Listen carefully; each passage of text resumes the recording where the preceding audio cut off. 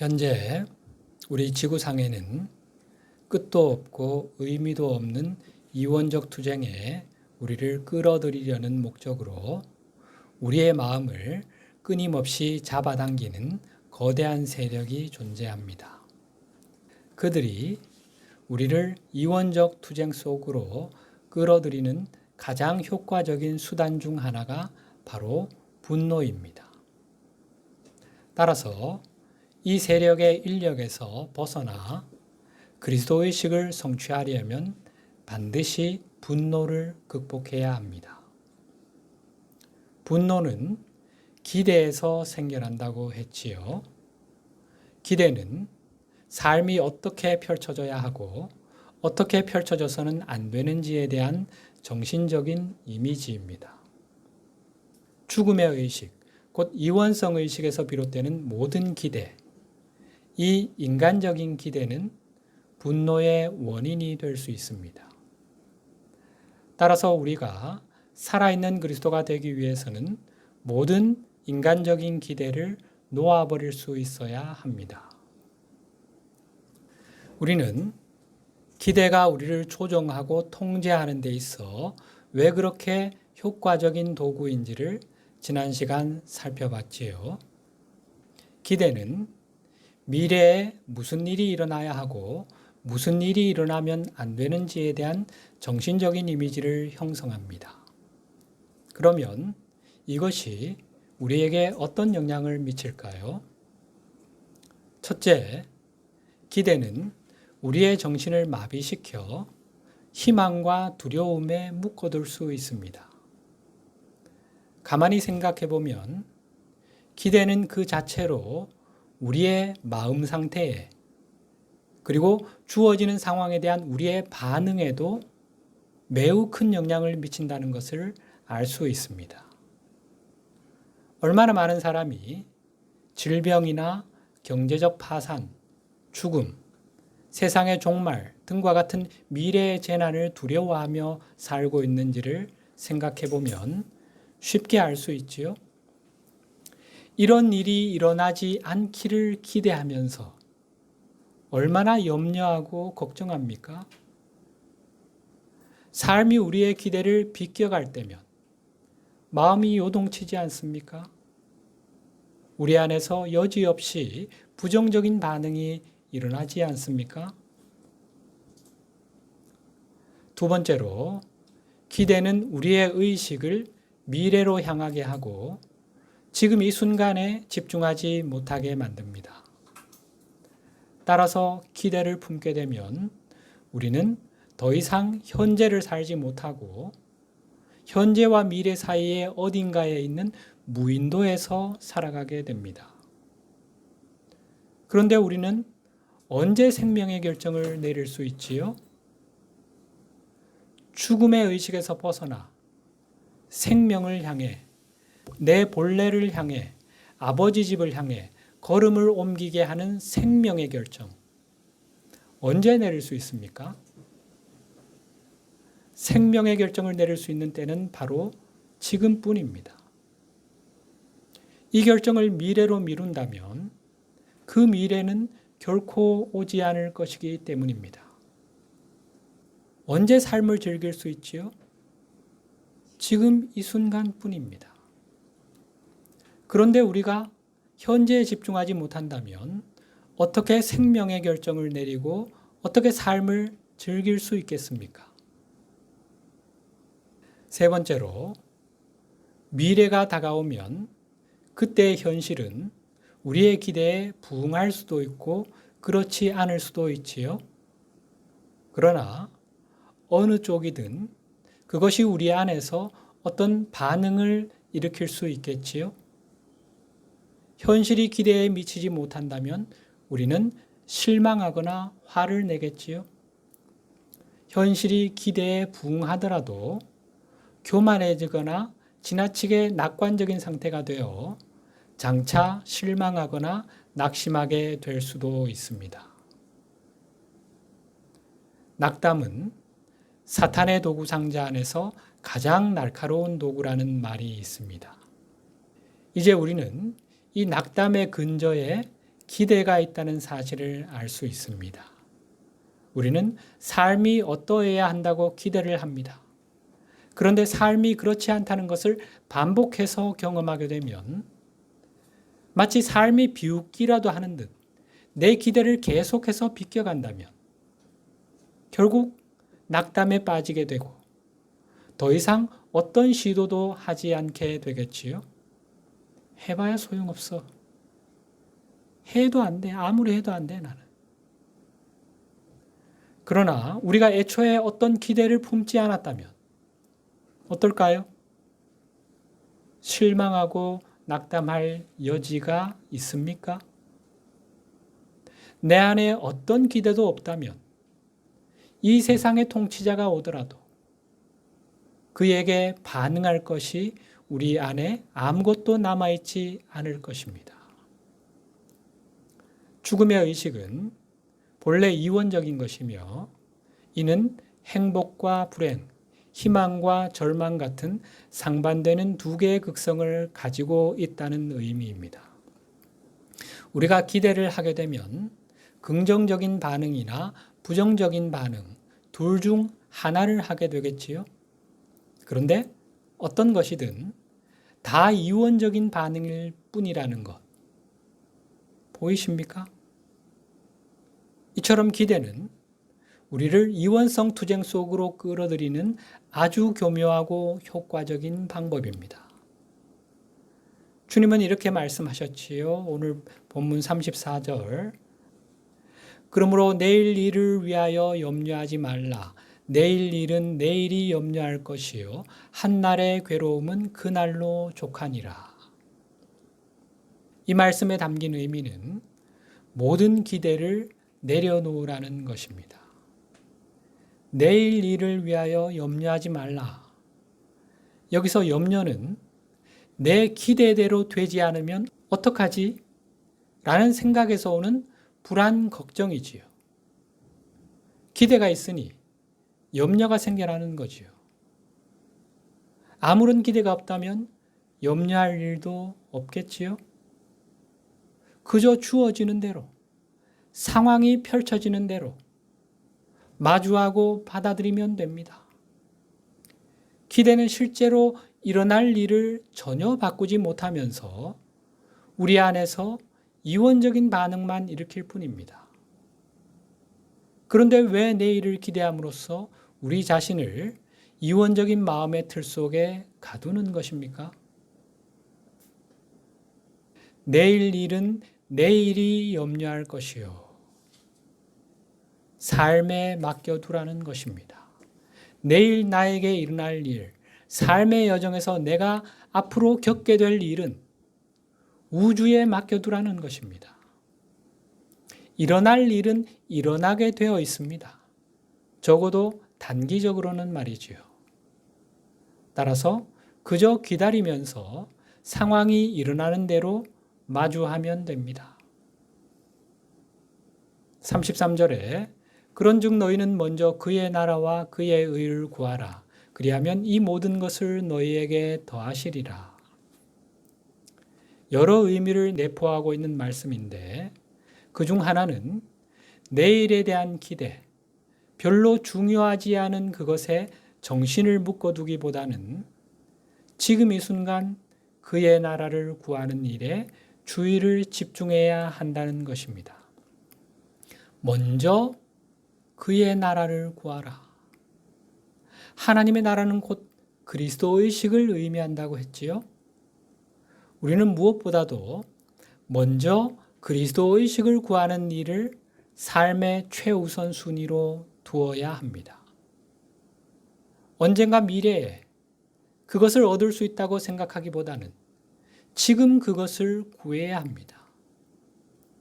우리는 현재를 살 수 있을 뿐이지요. 미래는 결코 오지 않을 것이며 우리가 가진 유일한 시간은 지금 이 순간 뿐입니다. 이 말씀에 담긴 또 다른 의미는 우리가 진정으로 그리스도 의식을 구할 때 하나님은 우리가 신성한 계획을 성취하는 데 있어 필요한 모든 것을 넘치도록 채워주신다는 것입니다. 물론 애고나 외면의 마음이 원하는 것을 주시지는 않겠지요. 그러면 우리가 주님의 이 말씀을 마음을 열고 받아들여 우리에게 필요한 것을 받게 된다는 사실을 알게 되었다면 기대가 왜 필요하지요? 희망 고문일 뿐인 기대 같은 것이 필요할 이유가 없지 않습니까? 미래에 대한 염려, 걱정 따위는 말할 나위도 없지요. 우리는 무슨 일이 일어나든 그것이 나의 여정에서 더없는 성장의 기회이며 그리스도 의식을 드러낼 최고의 기회임을 알게 됩니다. 내게 닥쳐올 모든 일, 나를 둘러싼 모든 것이 나를 깨워줄 도구요, 스승이요, 은총의 손길임을 알기에 받아들이지 못할 것이 없습니다. 이런 마음에 기대가 들어설 자리는 없겠지요? 이것이 우리가 여기 있는 이유입니다. 여기서 말하려는 것은 삶이 어떠해야 한다는 정신적 이미지에 근거한 기대와 내면의 암 사이에는 차이가 있다는 것입니다. 직관을 통해 주어지는 영적인 깨달음, 진리에 대한 내적인 통찰, 이 내면의 알매는 아무런 정신적인 이미지도 없습니다. 그저 우리는 무엇이 일어나든 그것은 일어나게 되어 있음을 알기에 기꺼이 그것에 최선을 다할 것입니다. 주위를 돌아보면 많은 사람이 불가능한 목표를 쫓으며 일생을 보낸다는 것을 알 수 있습니다. 그런데 그 핵심에는 이루어질 수 없는 기대, 실현 불가능한 기대가 있습니다. 한 가지 일반적인 기대는 바로 저기에 부자가 되는 지름길이 있다는 것입니다. 수많은 사람이 로또를 사거나 또는 다른 방법으로 벼락부자가 되려고 하지요.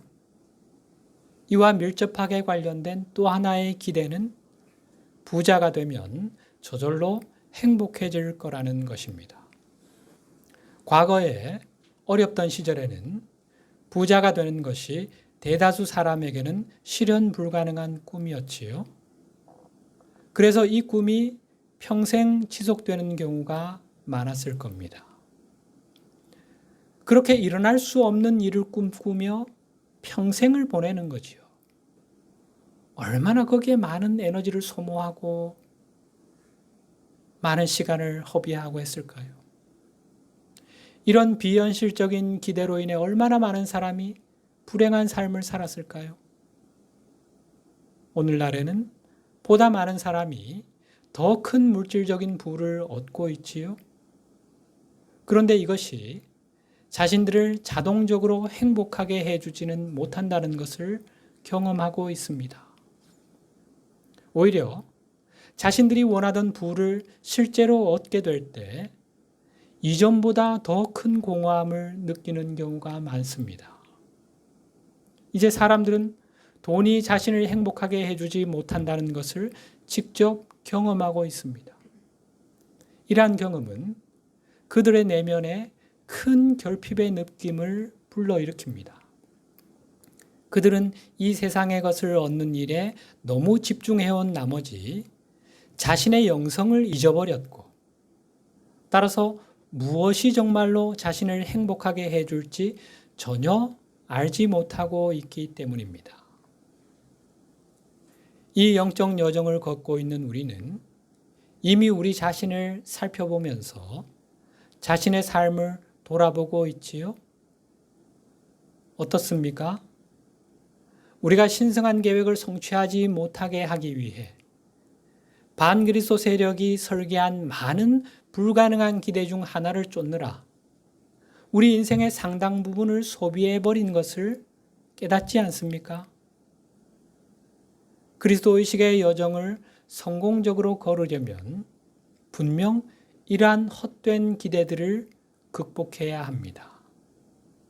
그래야 우리는 자유로이 진정한 나 자신이 될 수 있을 것이고 우리가 이 세상에 온 이유와 목적을 온전히 성취할 수 있을 것입니다. 따라서 이제 성숙한 영적 우도자들을 함정에 빠뜨려서 그리스도 의식을 향해 나아가지 못하게 특별히 고안된 실현 불가능한 기대에 어떤 것이 있는지를 살펴봐야겠지요. 물론 이 기대들은 영적인 사람들에게서 볼 수 있는 가장 흔한 분노의 원인이기도 합니다. 우리가 품고 있는 기대 중에는 지구와 관련된 것과 이 지구별에서 우리가 경험해야 한다거나 하지 말아야 한다는 많은 기대가 있습니다. 우리가 사랑과 자비를 실천하기 위해 인도의 빈민가나 아프리카 오지로 가면서 그곳이 현대화된 최첨단 도시와 같을 거라는 기대를 갖고 있다고 상상해 보십시다. 막상 그곳에 도착해 현실과 마주하게 될 때 마음이 어떨까요? 일종의 파라다이스를 기대하고 지구에 육화하는 영적인 사람들이 많이 있습니다. 그런데 그들은 이 지구별에서의 삶의 현실에 직면하면서 큰 충격을 받으며 실망합니다. 그들은 신이 일방적으로 자신들에게 이 열악한 행성의 삶을 경험하도록 강요했다고 생각합니다. 그런 신에 대한 그들의 반응은 노골적인 분노에서 시작해 이런 곳에 머물고 싶지 않다거나 더 이상 이곳의 삶에 관여하고 싶지 않다거나 최선을 다하고 싶지 않다는 더 미묘한 느낌에 이르기까지 다양한 양상으로 나타납니다. 살아있는 그리스도의 제자로서 우리는 이 지구와 이곳에서의 삶에 대한 자신의 기대를 살펴보고 그것을 현실에 맞게 조정할 필요가 있습니다.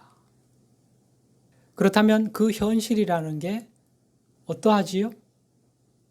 우리 지구별의 현실이 도대체 어떻다는 말입니까? 현재 지구는 애초에 설계되었던 순수함과 균형의 수준에 훨씬 미치지 못하는 상태에 있습니다. 지구는 다양한 출신과 배경을 가진 생명 흐름들의 육화가 허용된 아주 특수하고 복합적인 환경을 가진 행성입니다. 일종의 우주적 실험으로 이렇게 된 것인데 이에 관한 자세한 내용은 2024년 4월 22일에 올려드린 강론을 참고하시면 되겠습니다. 현재 지구에 육화한 생명 흐름들을 크게 세 그룹으로 분류할 수 있다고 했지요. 하나는 처음부터 지구별에 육화하기로 예정된 생명 흐름들입니다. 두 번째는 지구 원거주민들의 영적 성장을 돕기 위해 자발적으로 지구에 육화한 생명 흐름들, 다른 행성에서 온 공동 창조자들이지요. 세 번째로 추락한 생명 흐름들입니다. 상위 구체나 다른 행성에서 추락하여 이곳에 온 공동 창조자들, 에덴 동산에 등장하는 뱀으로 상징되는 존재들이지요. 이들 중 상당수가 매우 이기적이고 이원적인 환영에 의해 단단히 눈이 멀어 있습니다. 이들 중에는 이전에 자신들이 살던 곳에 더 이상 남아있을 수 없었던 생명 흐름들도 많습니다. 왜냐하면 그들은 자신들의 행성이 영적 세계로 상승했을 때 더 높은 의식으로 올라가기를 거부했기 때문입니다. 좀 충격적인 얘기일 수 있겠지만 지구는 상대적으로 낮은 의식 상태에 있는 생명 흐름들이 한데 모여 있는 곳이라고 할 수 있습니다. 이 실험은 이러한 생명 흐름들을 모아놓으면 이들이 자멸할지 아니면 서로의 차이를 보면서 의식이 깨어나 자신들을 가두고 있는 멘탈 박스를 초월할 수 있을지를 알아보는 것입니다. 물론 영적 스승님들은 후자를 기대하시면서 이 실험을 시작하신 것입니다. 멸망을 향해 치닫는 우리 인류와 지구를 어떻게든 구하시려고 말이지요. 따라서 우리에게 주어진 선택권은 서로를 공격하면서 자멸에 이를 것인지, 아니면 처절한 이원적 투쟁 끝에 자기 눈 속의 들보를 제거하는 것이 이 투쟁에서 벗어날 수 있는 유일한 길임을 깨달을 것인지 여부입니다. 이 외에 제3의 선택도 있습니다. 그것은 성장을 거부하거나 타인의 자유의지를 침해함으로써 자신에게 주어진 삶의 기회를 오용하는 것입니다. 그렇게 되면 그 존재는 살아있는 그리스도의 심판을 받게 되어 훨씬 더 낮은 영역으로 보내지게 되고 더 이상 지구에 육화할 수 없게 됩니다. 이것이 우리 지구별의 영적 현실, 영적 실상입니다. 요점은 우리가 이 행성에서의 삶에 대한 관점을 조정할 필요가 있으며, 그렇게 함으로써 영적인 사람들이 이곳에서의 삶에 대해 가지는 비현실적인 기대를 놓아버려야 한다는 것입니다. 그렇다고 우리가 최악의 상황을 예상하고 받아들여야 한다거나 다른 어떤 부정적인 기대를 해야 한다는 것은 아닙니다. 우리가 놓아버리고 떠나보내야 할 기대는 죽음의 의식에서 비롯되는 기대들입니다. 이원성에 기반하여 생겨난 기대들 말이지요.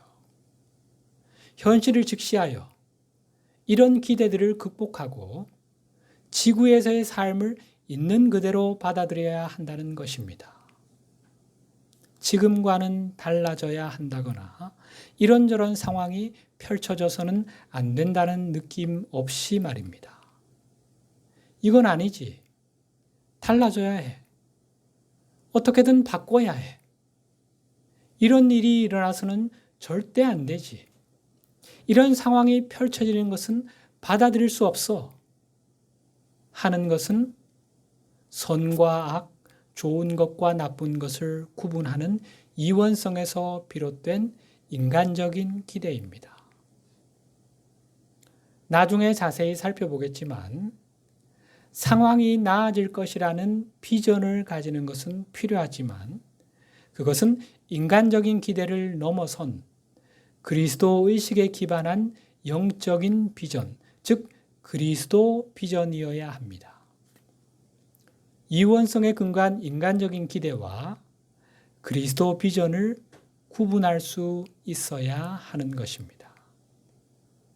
이제 우리가 품고 있는 인간적인 기대, 즉 우리 안에 프로그래밍된 비현실적인 기대가 어디서 온 것인지를 살펴볼 차례입니다. 영적인 구도자들은 물질 우주 너머에 영적인 세계가 분명 있을 거라는 인식을 갖고 있습니다. 그리고 그곳은 분명 여기보다는 뭔가 더 나을 거라는 어떤 감각이 있습니다. 이러한 감각은 우리에게 지구에서의 상황이 옳지 않고 어떻게든 개선되어야 한다는 느낌이 들게 만듭니다. 많은 영적인 사람이 바로 이러한 개선, 즉 지구가 더 나은 방향으로 변화되는 것을 돕기 위해 지구에 육화하기로 자원했습니다. 따라서 성숙한 생명 흐름들이 자신의 노력이 결실을 맺기를 바라는 것은 당연한 일입니다. 그런데 문제는 반그리스도 세력이 우리 내면에 좌절과 분노의 기반을 만들기 위해서 너무나 쉽게 이 비전을 비현실적인 기대, 인간적인 기대로 바꿔버린다는 것입니다. 이러한 기대에는 세 범주로 나뉩니다. 첫째는 개인적인 기대입니다. 세상에는 자신이 경험하지 말아야 할 것들이 있고 자신의 수준에 걸맞지 않은 수준 이하의 것들이 있는데 그런 것들을 경험하지 않을 거라는 기대를 갖고 있는 영적인 사람들이 많이 있습니다. 그들은 흔히 행하면 안 되는 잘못들, 그릇된 행위들이 있다고 느낍니다. 그런데 자신이 그런 잘못을 저지른 것을 알게 되면 자기 자신에게 화를 내게 되고 심지어 자신이 그런 유혹을 받도록 허용한 신에게도 분노합니다. 그러나 누구나 이 지구별에 육화하면 유혹을 받는 것이 이곳의 현실임을 직시해야 합니다. 예수님 역시 광야에서 시험을 받으셨지요. 붓다 역시 보리수 나무 아래에서 마라의 데몬들에게 시험을 받으셨지요. 여기에는 예외가 없습니다. 두 번째는 타인에 대한 기대입니다. 대다수 영적인 사람이 자신들처럼 다른 사람들도 삶의 영적인 측면이나 삶을 변화시키는 것, 의식을 바꾸는 것에 마음이 열려 있어야 한다고 기대합니다. 그러나 지구에 육화한 생명 흐름들의 유형을 고려할 때 이것은 완전히 비현실적인 기대입니다. 다른 사람들을 특정 종교나 특정한 신념 체계로 개종시키거나 또는 세상의 물리적이고 정치적인 변화를 가져오려고 애쓰며 일생을 아니 여러 생을 보낸 영적인 사람들이 많습니다. 그러나 세상 사람들이 그들의 노력에 반응하지 않고 어떤 이들은 노골적으로 저항하거나 적개심으로 반응하는 현실 앞에서 그들은 끊임없이 좌절을 경험합니다. 따라서 그들은 자신과 생각이 다른 사람들이나 다른 신념 체계 그 자체와 이원적 투쟁을 하려는 유혹에 쉽게 빠져들게 됩니다. 이것은 자신, 타인, 그리고 신에 대한 분노와 좌절이 잘 자랄 수 있는 비옥한 토양이 됩니다. 세 번째로 세상에 대한 기대입니다. 많은 영적인 사람이 세상은 더 나은 곳이 되어야 한다는 기대를 품고 있습니다. 그들은 세상을 에덴 동산과 같은 상태로 변화시키는 데 있어 필요한 일들을 행해야 한다고 생각합니다. 그런데 세상이 예상대로 반응하지 않을 때 다시금 분노와 좌절을 위한 비옥한 토양이 조성됩니다. 그들은 나아가 세상을 창조한 신에 대해서도 분노하는데 그 이유는 신이 사람들에게 자유의지를 허용했다는 것 또는 자신들이 원하는 변화를 인류에게 강제하지 않는다는 것입니다. 왜 저런 인간들에게 자유의지를 허용하시나? 왜 이런 세상을 그냥 놔두시나? 신이 있다면 어떻게 이럴 수 있나? 하는 거지요. 그래서 나는 신의 존재를 믿지 않는다 하는 사람들이 있는데 사실 그들의 불신앙의 근저에는 신에 대한 분노가 자리하고 있습니다. 신에 대한 견딜 수 없는 분노를 신에 대한 부정으로 덮어버리려는 거지요. 이러한 기대들에는 근본적으로 잘못된 점이 하나 있습니다. 원래 모든 생명 흐름들은 신과 함께하는 공동 창조자로 창조되었다고 했지요. 따라서 우리는 오직 신과의 합의를 이루어 공동 창조를 함으로써만 궁극적인 성취를 이룰 수 있습니다. 지구에는 아주 오래전 하나님께 등을 돌리고 분리의 환영에 눈이 멀어버린 생명 흐름들이 많이 있습니다. 추락한 존재들이죠.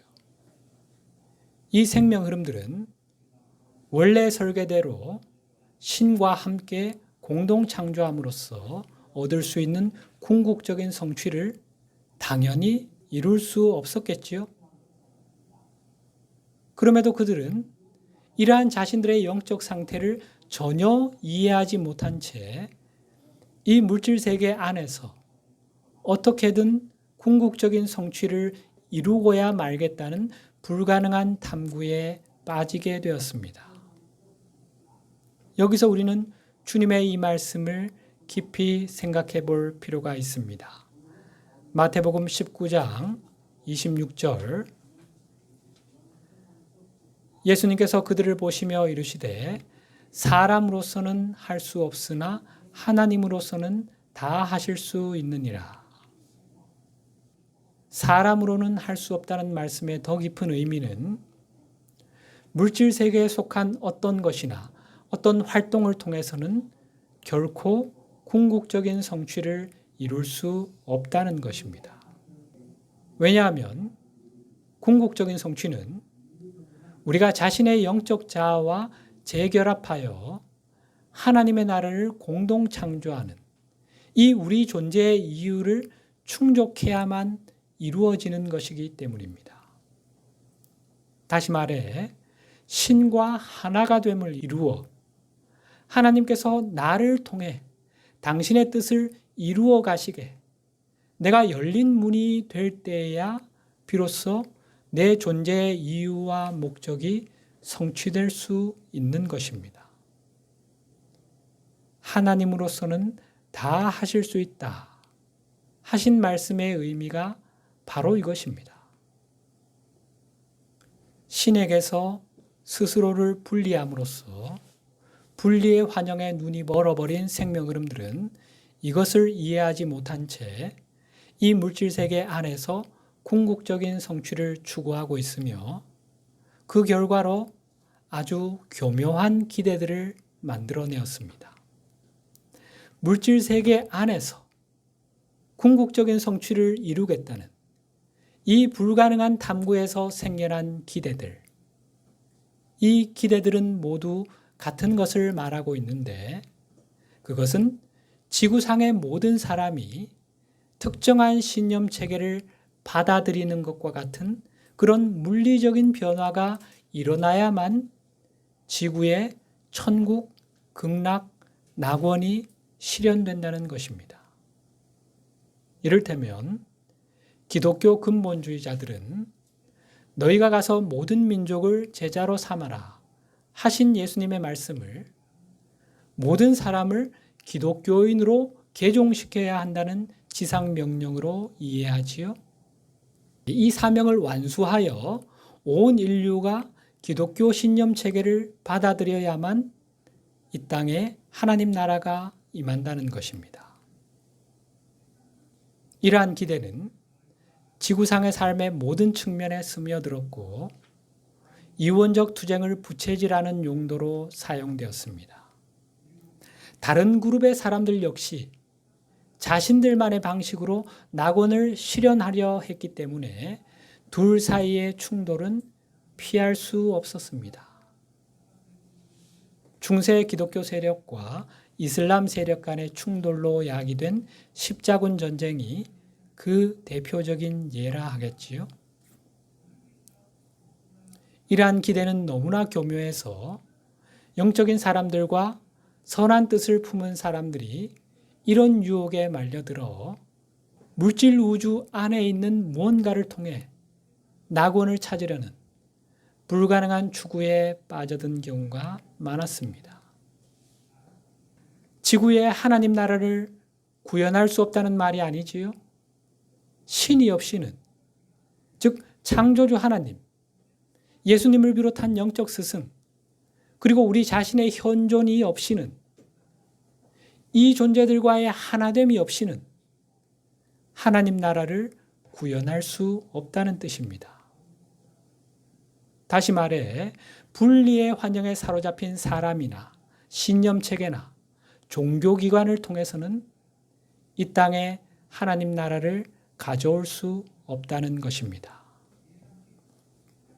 요지는 반그리스도 마음을 통해 만들어진 인간적인 기대를 붙들고 있거나 이로 인해 생겨나는 이원적 투쟁에 관여하는 한 우리는 그리스도의 제자가 될 수 없다는 것입니다.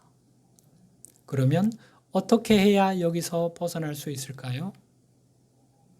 그러기 위해서는 많은 신실한 기독교인이 지난 2000년간 믿어온 것처럼 한 종교를 지구상의 유일한 종교로 만드는 그런 물리적 변화를 이뤄내는 것이 살아있는 그리스도가 지구에 육화한 목적이 아니라는 사실을 깨달아야 합니다. 그리스도는 우리로 하여금 반그리스도의 비실제와 그리스도의 실제 사이에서 선택을 하게 함으로써 죽음의 의식에서 우리를 깨우시기 위해 오십니다. 여기서 주목할 점은 살아있는 그리스도는 어떤 방식으로든 우리에게 강요하지 않으신다는 것입니다. 심지어 그것이 우리에게 가장 좋은 것일지라도 결코 강요하시는 법이 없습니다. 살아있는 그리스도는 우리에게 단지 우리가 보지 못하고 있는 그리스도의 실제를 제시해 주심으로써 우리가 진정 자유로운 선택을 할 수 있게 해 주실 뿐입니다. 선택지를 제대로 보고 진정 자유로운 선택을 할 수 있게 눈의 비늘을 벗겨주실 뿐. 우리가 어떤 선택을 하느냐는 전적으로 우리의 자유의지에 맡기신다는 것입니다. 이것이 창조주가 규정하신 물질 우주의 절대 법칙인 자유의지의 법칙에 부합하는 길이기 때문입니다. 오늘은 여기까지 하고 다음 시간에 계속 이어가도록 하겠습니다.